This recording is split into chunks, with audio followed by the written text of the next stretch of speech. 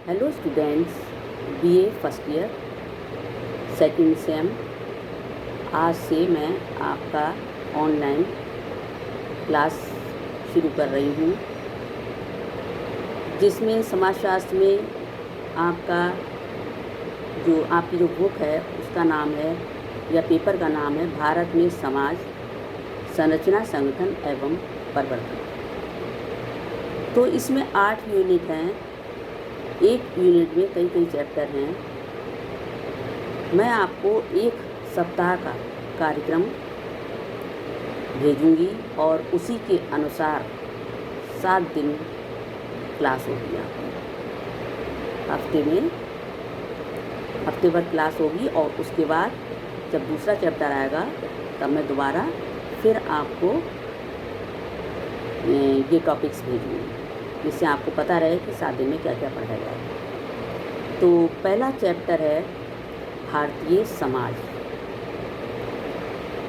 इसमें आज मैं भारतीय समाज का परिचय, इसके बारे में मैं आपको बताऊंगी।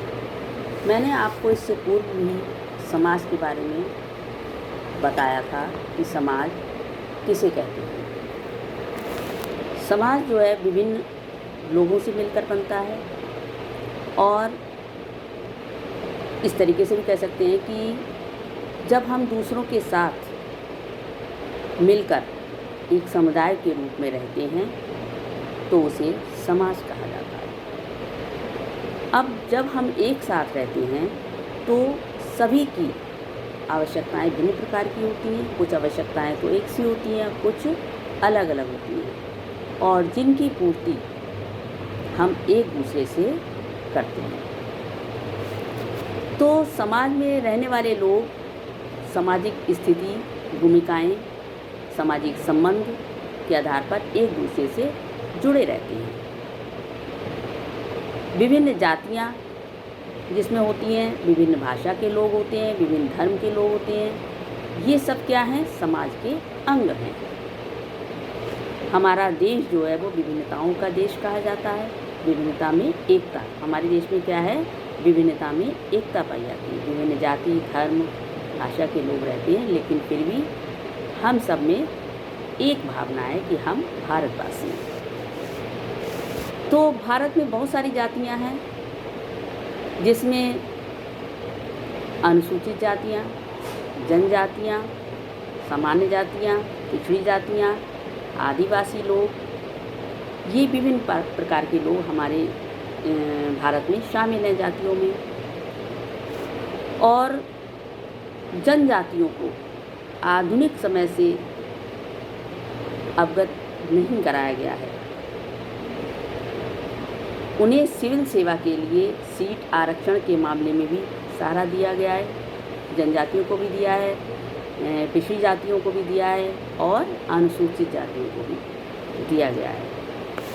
नौकरी आदि में आरक्षण की व्यवस्था सरकार के द्वारा की गई है, ताकि ये लोग भी ऊपर उठ करके समाज में अन्य लोगों के साथ शामिल हो सके।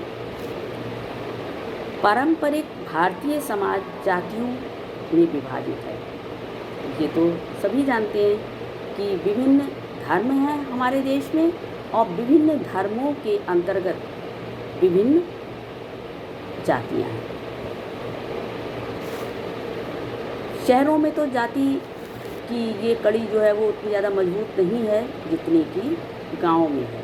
ग्रामीण इलाकों में आज भी जाति को बहुत ज़्यादा स्थान दिया जाता है, और जातिगत भेदभाव की भावना भी लोगों में पाई जाती है। लेकिन शहरों में क्योंकि शिक्षा का प्रादुर्भाव हो गया है, इसलिए अब शहरों में उतना ज़्यादा जातिगत भेदभाव नहीं पाया जाता है। भारतीय समाज में जाति, भाषा, क्षेत्र, आर्थिक, धार्मिक इस आधार पर बहुत सारी विशेषताएं पाई जाती हैं। प्रत्येक धर्म में एक अदृश्य ईश्वरीय शक्ति का विश्वास होता है।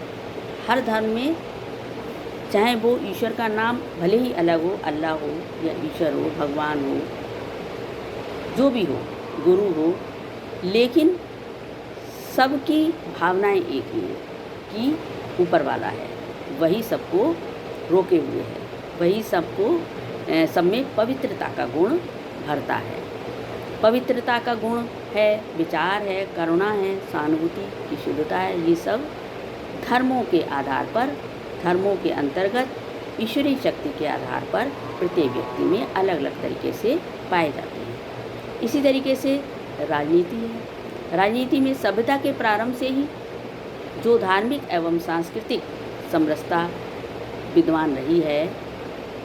प्राचीन काल में क्या होता था कि राजाओं के रूप में राजनीति हुआ करती थी और जो परंपरागत हुआ करती थी। एक राजा हुआ तो उसी का पुत्र उसका अधिकारी होगा, नेक्स्ट राजा जो होगा वो उसका पुत्र होगा। लेकिन वर्तमान समय में ऐसा नहीं है, परंपरागत रूप से नहीं है, बल्कि चुनाव के आधार पर राजनीति होती है। और प्रजातियों की किस्में बहुत सारी प्रजातियां, आर्य, शक, हूण तथा अन्य कई प्रजातियों ने अपनी स्थापना के बाद से भारत पर आक्रमण किया है। फिर भी भारतीय मिट्टी ने अपने सभी जातीय मतभेदों को दूर करके वे सभी भारतीय बन गए। जो कोई इन आक्रमणकारी प्रजातियों को सुलझाने का प्रयास करेगा वो खाली हाथ ही होगा। भारतीय संस्कृति को एक साथ लाने का जो श्रेय मिलता है वो आर्यों को मिलता है। तो इस तरीके से ये है हमारी भारतीय समाज का परिचय। और नेक्स्ट में भारतीय समाज की संरचना, नेक्स्ट जो मैं वीडियो बनाऊंगी उसमें भारतीय समाज की संरचना के बारे में आपको समझाऊंगी। Thank you.